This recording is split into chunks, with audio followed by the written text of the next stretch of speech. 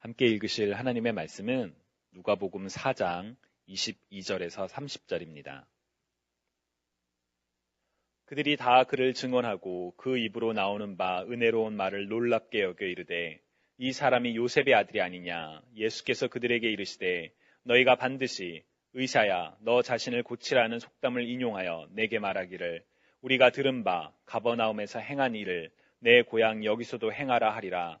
또 이르시되 내가 진실로 너희에게 이르노니 선지자가 고향에서는 환영을 받는 자가 없느니라.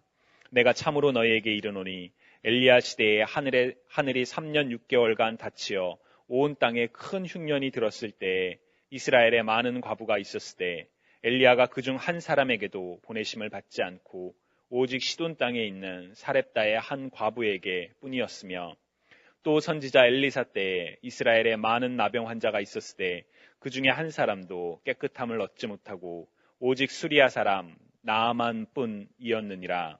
회당에 있는 자들이 이것을 듣고 다 크게 화가 나서 일어나 동네 밖으로 쫓아내어 그 동네가 건설된 산 낭떠러지까지 끌고 가서 밀쳐 떨어뜨리고자 하되 예수께서 그들 가운데로 지나서 가시니라.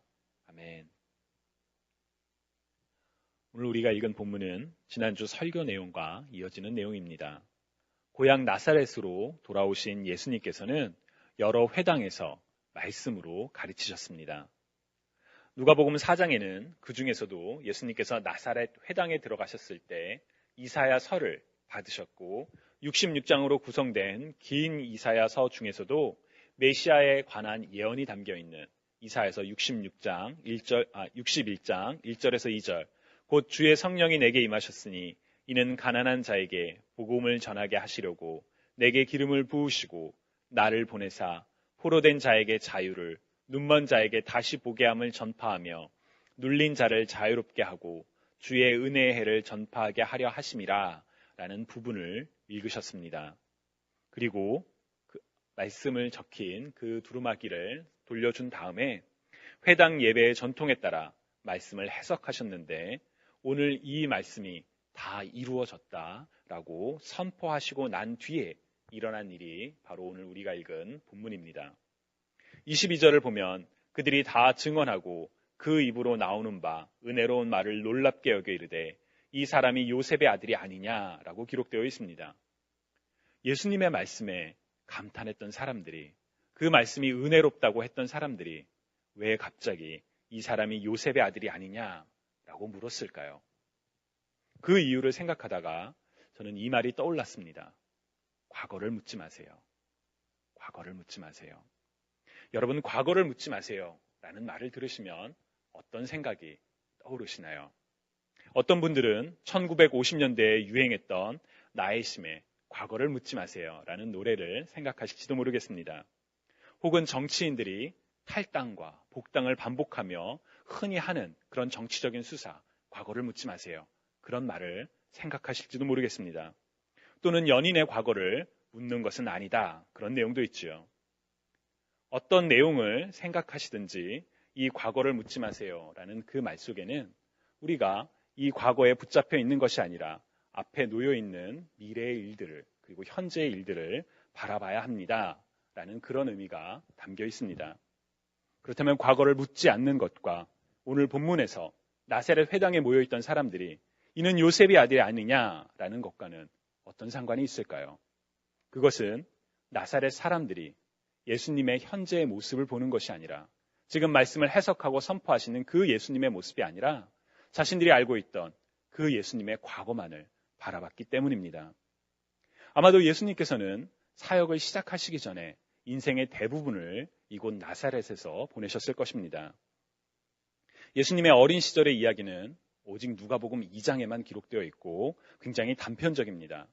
예를 들어 예수는 지혜와 키가 자라가며 하나님과 사람에게 더욱 사랑스러워 가시더라 라는 누가복음 2장 52절의 말씀과 그리고 예수님께서 12살에 성전에 올라갔다가 가족과 떨어져서 말씀을 가르치시던 장면, 그 장면이 우리가 알고 있는 예수님의 어린 시절의 모습의 전부입니다. 그렇기 때문에 아마도 예수님께서는 보통의 아이들처럼 나사렛에서 성장하지 않았을까 우리는 추측해 볼 수가 있죠. 아버지 요셉이 목수였기 때문에 예수님도 그 당시의 문화를 따라 아버지의 일, 곧 목수의 일을 배우며 자라나지 않았을까 싶습니다. 그래서 예수님과 함께 있었던 예수님의 그 성장 과정을 보았던 나사렛 사람들은 요셉의 아들 예수를 알고 있었고, 막상 그가 회당에서 메시아와 관련된 하나님의 말씀을 선포하자, 혹은 그가 다른 마을에서 기적을 행했다라는 소식을 듣게 되자 지금의 예수를 바라보기보다는 자신들이 알고 있던 과거의 그 예수, 과거의 그 모습만을 바라보며 이렇게 말했던 것이 아닐까 싶습니다. 심리학 용어 중에 belief perseverance, 신념 보존 현상이라는 것이 있습니다. 이것은 어떤 것을 믿게 되었을 때 그 생각을 바꾸려면 훨씬 더 많은 증거가 필요하다라는 인간의 심리적인 특성을 보여주는 용어입니다. 이런 인간의 심리로 인해서 마케팅 전략 중에 하나로 신규 고객을 새롭게 영입하기 위해서는 기존 고객에게 사용했던 마케팅 비용보다 적어도 6배, 많게는 10배까지도 많은 비용을 사용해야 한다고 합니다. 즉 사람들은 자신이 가지고 있던 과거의 경험, 인식으로 인해서 새로운 변화를 잘 수용하지 않는다는 것이지요. 오늘 본문 속 나사렛 회당의 사람들도, 그곳 나사렛 회당에 모여있던 나사렛의 거주민들도 아마 비슷했을 것 같습니다. 그들이 가지고 있던 요셉의 아들 예수에 대한 인식, 그것 때문에 지금 이사야서를 통해 예언된 하나님의 말씀이 성취되었다라는 메시아의 선언을 듣고서도 이 사람들은 이 사람이 요셉의 아들이 아니냐라고 반문하고 있는 것입니다. 주님이 사랑하시는 여러분, 혹시 우리에게도 이와 같은 비슷한 모습이 있지는 않은지요? 과거에 있었던 어떤 일들로 인해 현재의 모습을 제대로 바라보지 못하는 일들 말입니다. 예를 들어 과거에 우리 삶에 일어났던 어떤 힘든 일들로 인해 하나님께서 내 잘못 때문에 나를 혼내셨구나라는 그런 오해를 가지고 계신다면, 그리고 지금도 행여나 하나님께서 내 삶을 그렇게 벌하고 계시지는 않을까라고 오해하고 계신다면, 두려움에 빠져 계시지는 않으신지요? 만약 하나님에 대한 그런 오해가 있으시다면 예수 그리스도를 보내신 하나님을 기억하시기 바랍니다. 하나님이 그 아들을 세상에 보내신 것은 세상을 심판하려 하심이 아니요 그로 말미암아 세상이 구원을 받게 하려 하심이라 라는 요한복음 3장 17절 말씀을 따라 우리를 사랑하사 우리를 구원하기 위하여 독생자 예수 그리스도를 보내신 하나님의 사랑을, 지금 우리를 향한 그 하나님의 사랑을 바라보는 저와 여러분이 되시기를 간절히 소망합니다. 혹은 과거에 어떤 사람과의 불편했던 일들로 인해 그 일을 여전히 마음에 품고 그 마음속에 벽을 쌓아놓고 살아가고 계시지는 않으신지요? 만약 그렇다면 하나님의 말씀 앞에서 다시 한번 도전하시기 바랍니다. 어떤 사람이 나는 하나님을 사랑해요 라고 말하면서 그의 형제를 미워하면 그는 거짓말쟁이입니다. 이는 눈에 보이는 자기의 형제도 사랑하지 못하면서 보이지 않는 하나님을 사랑할 수는 없기 때문입니다. 그러므로 하나님께서는 누구든지 하나님을 사랑하는 사람은 자기의 형제들도 사랑해야 한다고 우리에게 명령하셨습니다. 라는 요한 1서 4장 20절에서 21절 말씀을 기억하시기 바랍니다. 우리에게는 늘 항상 선택의 순간이 있습니다. 누가복음 10장에 선한 사마리아인의 비유에서처럼 강도당하여 거의 죽게 된 사람을 그대로 보고 지나칠지, 아니면 내가 전혀 알지도 못하고 나와는 전혀 상관이 없다 할지라도 그에게 다가가 사랑을 베풀고 그를 도와줄지, 만약에 전혀 알지 못하는 사람에게도 그에게 다가가 사랑을 베푸는 것이, 사랑을 나누는 것이 우리 그리스도인의 부르심이라면 나의 형제, 자매, 가족, 그리고 공동체의 지체들에게 당연히 그와 같은 사랑으로 다가가야만 하는 것이 우리의 부르심이라는 것을 기억하시기 바랍니다. 그리고 그 사랑을 실천하는 저와 여러분이 되시기를 간절히 소망합니다. 오늘 본문에서 예수님께서는 과거의 인식에 잡혀 현재를 바라보지 못하는 그들을 향해 너희가 반드시 의사야 너 자신을 고치라는 속담을 인용하여 내게 말하기를 우리가 들은 가버나움에서 행한 일을 내 고향 여기서도 행하라 하리라 라고 답하셨습니다. 저는 처음에 이 말씀이 잘 이해가 가지 않았습니다. 요셉의 아들이라며 수군대는 사람들, 예수 그리스도의 정체성이 아니라 요셉의 아들, 목수의 아들, 그 과거의 인식에만 잡혀있는 사람들에게 왜 의사야? 너 자신을 고쳐라 하는 속담과 가버나움에서 행한 일을 여기서도 행하라 라는 속마음을 예수님께서 말씀하셨을까요? 처음에는 잘 이해가 가지 않았었습니다. 의사야 너 그 자신을 고쳐라는 속담이 지닌 의미 중에 하나는 내가 의사라는 것을 스스로 증명하라는 것입니다. 내가 만약 병을 고칠 줄 아는 의사라면 내 병부터 고쳐라. 그리하면 내가 병을 고칠 수 있다는 능력이 있다는 것을 우리가 알겠다. 즉 증거를 보이라는 이야기죠. 이 속담은 이어서 하신 말씀, 가버나움에서 행한 일을 여기서도 행하라 하리라 라고 생각하고 있는 사람들에게 그대로 적용되는 표현입니다. 사람들은 예수님께서 선포하신 진리를 그대로 받아들이지 않고 그것을 믿을 수 있도록 증거를 요구하고 있었던 것입니다. 어쩌면 앞서 말씀드렸던 그 심리적인 모습을, 그 신념 보존 현상을 그대로 보여주는 장면이기도 합니다. 자신들이 알고 있던 인식을 바꾸기 위해서는 더 많은 증거가 필요하다는 것, 그 심리적 이론을 따라 그대로 행동하고 있었던 것이지요. 그런 그들을 향해 예수님께서는 선지자는 고향에서 환영받지 못한다며 두 가지 과거의 이야기를 하십니다. 과거의 인식에 붙잡혀 있는 사람들의 그 고정관념을 깨기 위해 예수님께서 과거의 일을 말씀하시는 장면은 한편으로는 놀랍기만 합니다. 예수님께서 말씀하셨던 첫 번째 과거의 사건은 열왕기상 17장에 기록된 엘리야와 그리고 사르밧 과부의 이야기입니다. 열왕기상 17장을 보면 이스라엘 땅에 가뭄을 선포한 엘리야에게 하나님께서는 이방인들이 거주하던 시돈 땅 사르밧의 한 과부가 머물고 있는 집으로 가서 거기 머물라고 말씀하셨습니다. 그곳에 도착한 엘리야가 과부에게 떡 한 조각을 달라고 하자 그 여인이 자신에게 떡이 없으며 가루 한 움큼과 기름이 전부이며 자신과 아들이 이것을 먹고 죽으려고 했다고 이야기를 합니다. 그러자 엘리야가 그런 절박한 상황에 있는 과부에게 자신에게 먼저 떡을 가져오면 그 통의 가루와 그 병의 기름이 없어지지 아니할 것이라고 이야기를 했습니다. 과부가 엘리야의 말에 순종했을 때 엘리야의 말대로 그 통과 그 통의 가루와 병의 기름이 떨어지지 않는 놀라운 기적이 일어났지요.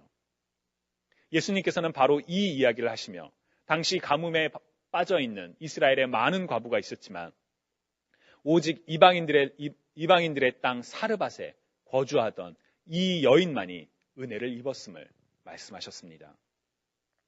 또한 예수님께서는 열왕기 하 5장에 엘리사와 그리고 시리아 장군 나아만의 이야기를 하시며 당시에 많은 나병 환자들이 있었지만 오직 시리아 사람 곧 이방인이었던 이 나아만만이 나병으로부터 병 고침을 받았다는 그 말씀도 하셨지요.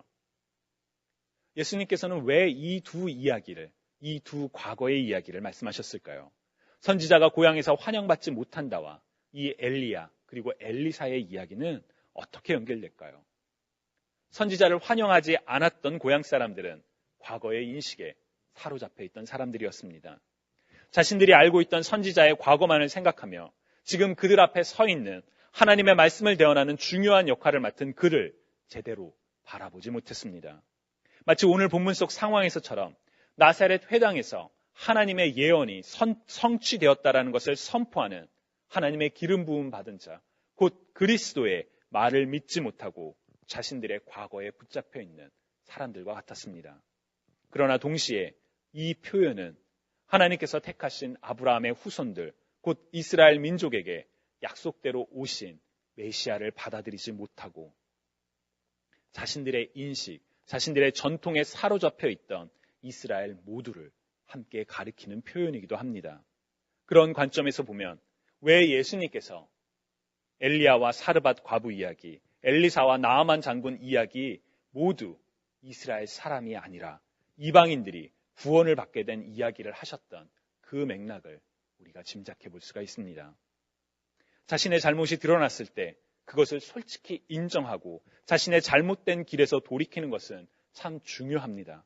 그러나 많은 사람들은 자신의 잘못이 드러났을 때 그것을 인정하고 그 길에서 돌이키기보다는 자신의 잘못을 부정하고 그것을 덮거나 오히려 그 잘못을 드러나게 한 사람을 미워하는 경향이 있습니다. 바로 오늘 본문에서처럼 말이죠.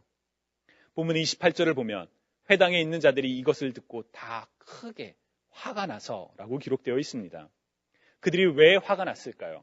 예수님의 비유가 자신들의 치부를, 부끄러웠던 모습들을 떠올리게 했기 때문입니다.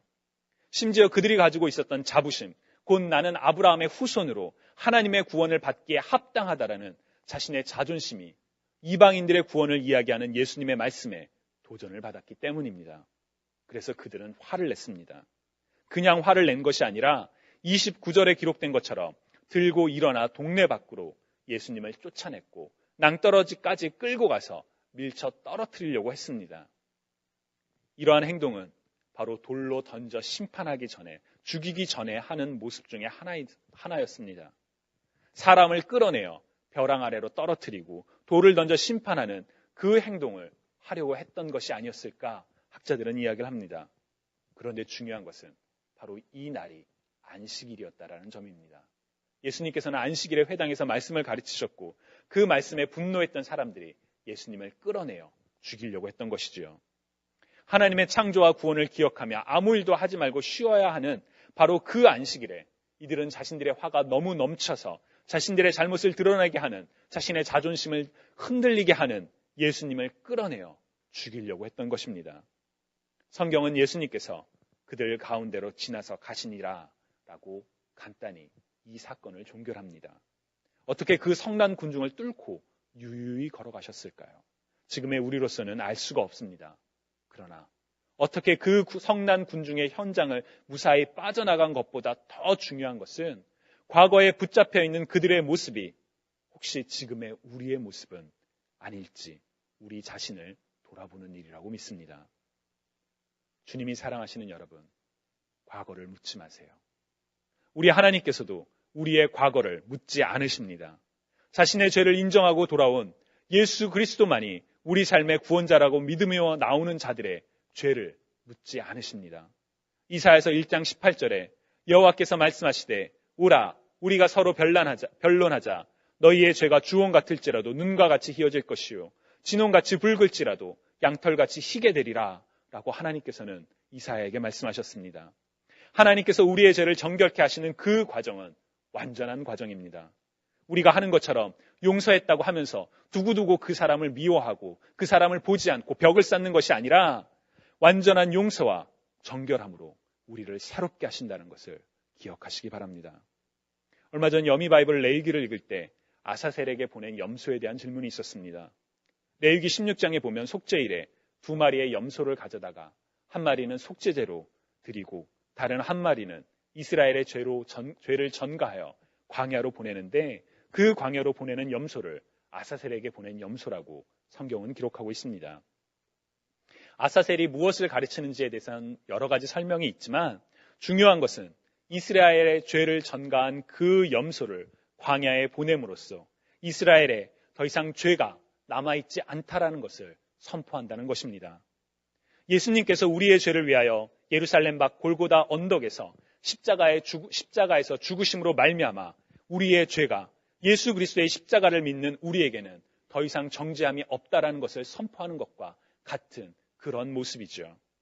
하나님께서 우리의 죄를 용서하는 것처럼 우리 또한 사람의 과거에 깨어진 관계에 매달려 있지 않는 저와 여러분이 되시기를 간절히 소망합니다. 과거를 묻지 말자고 말씀드렸지만 우리가 무조건 과거를 잊어서만은 안 됩니다. 예수님께서 과거에 사로잡혀 있는 이들에게 과거의 이야기를 꺼냈던 장면을 기억하시기 바랍니다. 그 과거를 통해 오늘날 나의 잘못을 돌아보고 돌이키기 위한 거울로서 우리는 우리 자신의 과거를 기억해야 할 때가 있습니다. 그러나 남을 정죄하기 위하여 내 멋대로 판단하기 위하여 과거에 붙잡혀 있는 것은 지금을 내일을 바라보지 못하게 만드는 어리석은 행동이라는 것 또한 기억하며 살아가면 좋겠습니다.